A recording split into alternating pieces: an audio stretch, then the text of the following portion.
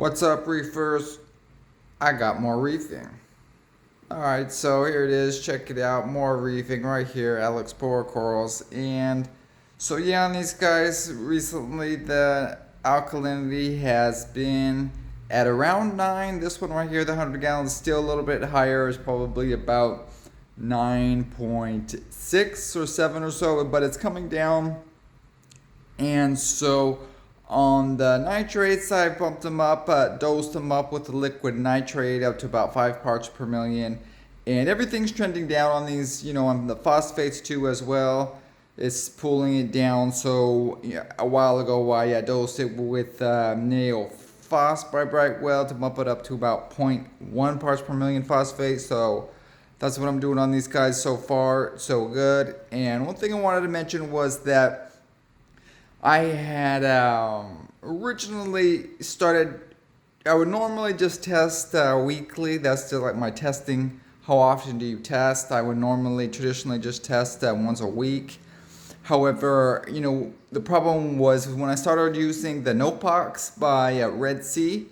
And, as it says on the instructions on that one, and that's when, they recommend that you test more and more often, like, every day, every other day type thing. So, when I have it, everything's going good. Yeah, well, I will test once a week, at the least.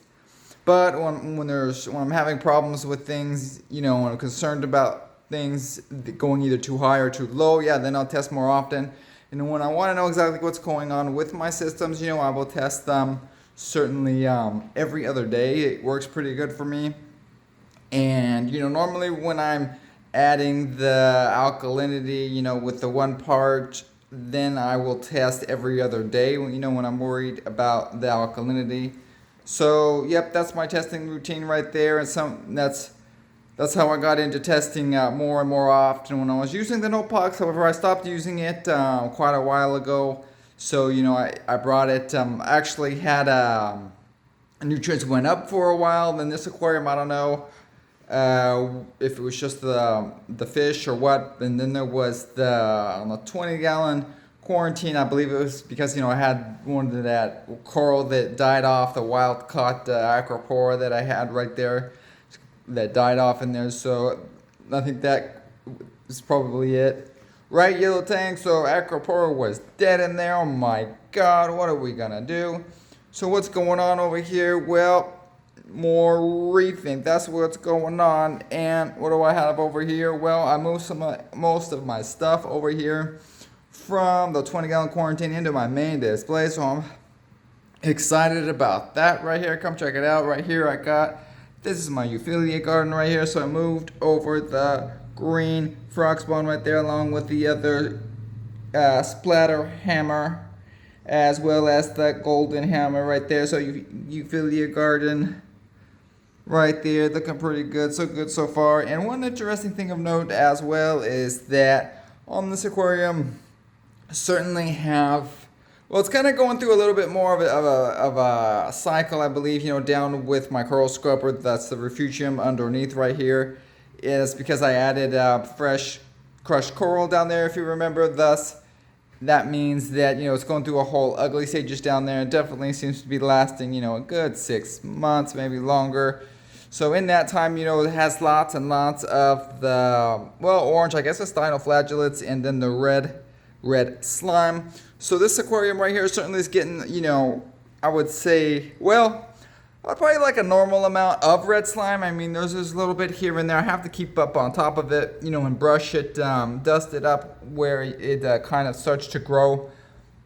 Whether it's down in the, where the detritus is down on the bottom of the glass in between the rocks, or right, and I keep the gravel stirred up right there. If I don't keep it stirred up, and then it'll start to take off in a few areas here. So yeah, I have some here and there and here. This interesting contrast though between this one and a 20-gallon quarantine, because on my 20-gallon quarantine system, it's red slime free. I mean, yeah, it had its red slime, everything, dinos, hair algae and everything at the beginning, but it has since stabled out, and there hasn't been that much of the red slime in there or anything. So let's come check it out. I'm talking about it. Where's 20-gallon quarantine? Where you at?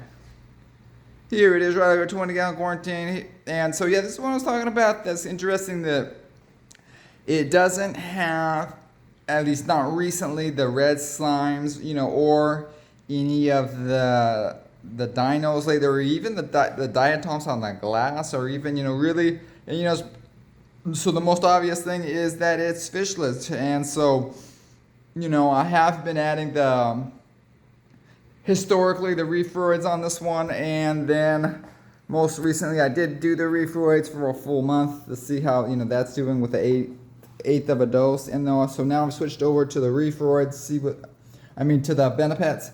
So we'll see what the Benepets does. It's called the Benereef, and see what that does for a month. I've used that too before in the past with good results. It definitely does bring down the nitrates and phosphates. So definitely good if you're looking to do that as well, even though mine are already pooling down, so hopefully they won't go down too far. I won't have to dose it up back too much from there. But what's interesting of note here is that, the difference between this one right here is just like the reason I don't go in here and hit the algae or hit the crushed coral right here or the rocks and everything is I'm not having problematic algae to deal with whatsoever. No red slime, no hair algae, no diatoms, nothing except a little bit of the coralline algae. Even the coralline algae died way back. I did have the coralline algae in here going like mad, absolutely everywhere, and all of the crushed coral and all the rocks. But then it died back, and it seems like it's being mostly replaced by a slightly different type of coralline algae, the more purplish type of coralline algae compared to the brighter pink algae. So, I did dose a little bit of that when I was really trying to get the coralline algae going in here. I dosed on this one and as the other one as well, the liquid coralline product by, I think it's Algae Barn. And so, but, I don't know if it was, I'm sure it worked it too, but it seemed like it was more, at least the faster results, at least just using just some good live pieces of a live rock, essentially, some corals that I had bought, that had a whole bunch of coralline algae on them. So I put them in here and there, and then it's just coralline algae everywhere, of course. So yeah, I took some stuff out. So you can see right here on this one though, I don't disturb the crushed coral right here. At least I haven't had to disturb it, let's put it that way. And it's kind of just like let it be and don't disturb it right here, because on this one right here I put what's like a good inch of, I think it's 1.5 inches of sand on the bottom right there, and then a good 1.5 inches of crushed coral. And so it worked out pretty good right here that I put this black duct tape right along the bottom right there, so it's a really clean, nice look to that area right there. And as far as aesthetics, as far as having it, looked really, wasn't the best look there, having the sand like that, and it was so high. But if I were to do it again, definitely would have just did probably just 1 inch of the crushed coral would have been sufficient, as far as trying to get, good biological, area right there and area for the copepods, to live and reproduce. But this certainly has a lot more right there. So anyway, I was saying that I don't disturb it. I haven't had to disturb it, so I just leave it be right there. Haven't even hardly had to clean the glass on this one, or the glass, in between the silicone, between the glass right here, and get down, the area between the glass right here and the crushed coral, really clean right here. Haven't even really had to hit it with the scraper to get the coralline algae off of it or anything. So as compared to my main display here, is certainly a battle with always having to hit that area daily with a toothbrush to kind of keep it clean from the algae that will build up right there. So yep, there's a shot of it right here. I went ahead and left a few corals in here right here. I left the rainbow loom right there is doing pretty good. I can see how he's pulling off to one side and pulling off to the other side, and starting to encrust on both sides of the rock right there. And I might even detach him and put him back up against the back glass right there. I kind of like, these rainbow looms are really crazy poolers. They spread just like encrust like absolutely crazy, and so I kind of like the look of them on the back glass right there. It's like Kind of like you can have the pulsing xenia or some kind of encrusting coral. So you got the green star polyps, that are popular for going on the back like that. But really cool to have the pooling acroporas go all the way straight, start encrusting on the straight back glass right there. So that's the best candidate to do that, and I might try that. And yeah, see, it'd be kind of cool to get some of the, starts to branch out and get some acropora branches coming out here and there out of the back glass like that. So I'm gonna give it a try on this one, as well as my main display. And so right here, this is the key lime pie acropora right there. He's still there growing in here. I think I'm gonna kind of leave him in there, at least for now. And to the right here, I left this one in. This is the kryptonite tenuous right there. Definitely has some 3 of the growth tips right there on 3 of the axial tips. So he's looking pretty good. And then up here, this is the famous rainbow splice. That's right there. And he's kind of like has a color bar right there because I just moved the frag a little bit and he was kind of shading himself right there. The rock was shading him a little bit right there. So it should color up right there though after a while. But I don't know, he's hanging out. I think he might have grown, just like a millimeter or something, if anything. And so same thing, green frog spawn over here, still hanging out, and left him in there as well. So it's just these 1, 2, 3, 4, 5 acroporas in here, frags, and the mushrooms, and a few other little spots of the bonsai coral right there. There's a spot of the bonsai as well as the branching digitata. So yep, the branching digitata. So I put everything over here and move some things around.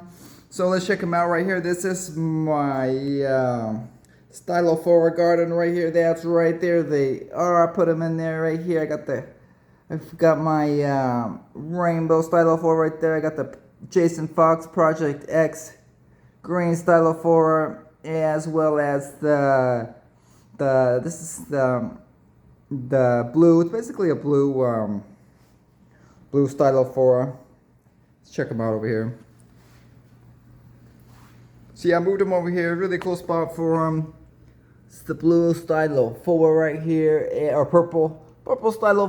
And what can we say is that slightly different than the Milko Stylo, and I actually prefer this one because it has a smaller branches to them and kind of lighter, more of an open structure, more of an interesting growth structure to them. So we'll have to see how this one grows out right here. But I've had this guy for the whole last year and really got some good growth. And the whole, getting the whole second branch out of him. So good so far there. And to the right there, that's that was the bug out Jason Fox right there. Frag. However, it looks exactly similar thus far to this just rainbow Stylo right there. Got that from Unique Corals, by the way. So yeah, I got that right there. Carnivore garden right there. Gotta love it. And what else do we got? So let's check out the firecracker table by Abe at Core Euphoria. Go over here. Thanks, Abe. Looking good right here. This firecracker acropora gotten good color. So hopefully I might leave it there, but definitely hopefully it'll table out right there and kind of give a little bit more shade to my brains right there. And to move this guys over here, they put both of these micromusas together right here. We got the orange micromusa and the green one.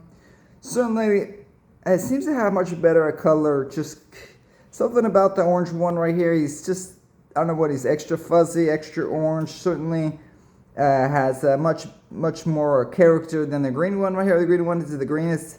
It seems cool, but it's kind of like a darkish and doesn't quite shine quite as much as the other colors that I've seen. But really cool to have them together. I really like those micromusas. And so we're going to move this Jason Fox special varieties right here. And I moved this acropora. This is the red fuego table right there. So hopefully it'll be doing better. Good pulp extension and more color starting to crest out a little bit onto the base right there.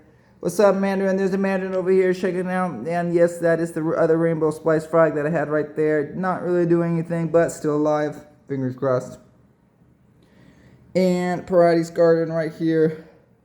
There it is. Moved them over a little bit here and there. So watermelon Parati's and Parati's. This is the Samo corals. We got the watermelon salmon coral, John Deere salmon coral, time warp salmon coral, starry salmon coral, and I got a branching green salmon corals. Yep, gotta love them. And so let's check out these acroporas right here. Still doing good, growing a little bit. These green milliporas. Might want to. Those 2 facts right there. They're just about touching with them. Might move from a different spot. And this is the other rainbow millipora right there. It's tenuous right there, and then the rainbow acropora doing good there. So got the mushrooms in the back. I got the fireworks frag right there, purplish, still alive. And then I got the green slimer in the back, and I got a radical red stag, Jason Fox in the back right there. It looks like it's growing a little bit, starting to crest more and more. And then in the back right there, I put the small piece of the rainbow loom. And so this is the one, I have it right up there against the back glass, that it should really start to encrust over the glass and on the rock right there. Should be doing pretty good. What else do we got to say about things over here? Let's check out these the fuzzy mushrooms. I don't talk that much about my fuzzy mushrooms, but here they are on the back. It's crazy. I got these guys, 1, 2 big nice colony pieces right here from Unique Corals. And what I can say is already starting to, the whole, like that one piece right there, it's all up on the glass. 1, 2, at least two of the anemones or anemones. The mushrooms, fuzzy mushrooms, are up on the glass right there, and then on this other piece right here, they're like halfway up on the glass already. So I got lots of different ones that are over there into that spot right there, doing good. And what can we say that I got this parietes right here, the Christmas tree worm rock piece, still going downhill as far as the parietes is concerned. So it's just dying off more and more, little by little, looking pretty bad as far as that goes. But might be able to get some other coral to encrust over it. I might even try to get the rainbow loom to get going on it, because it's just such a fast pooler and cruster. I could get it, put it like on the back right there, get it going, just like getting some crazy branches here and there growing out. And as long as it doesn't encrust over the Christmas tree worms, it should be okay. But I don't know if I can, I mean, it would look nice to get the